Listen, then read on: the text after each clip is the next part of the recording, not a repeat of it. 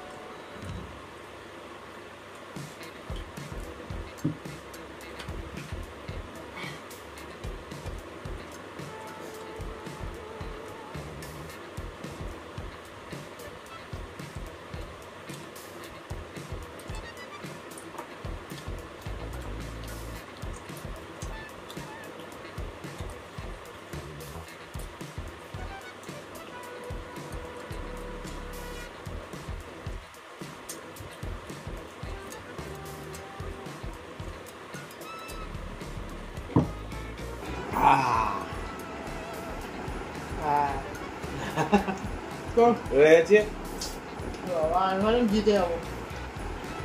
অনেকদিন পরে চিকেন দিয়ে ভিডিও করলাম। তো কত আছে? এক পিসের জন্য হয়ে গেলাম 1 2 3। তো 3000 টাকা বাবা। 3000 টাকা। ও কমপ্লিট।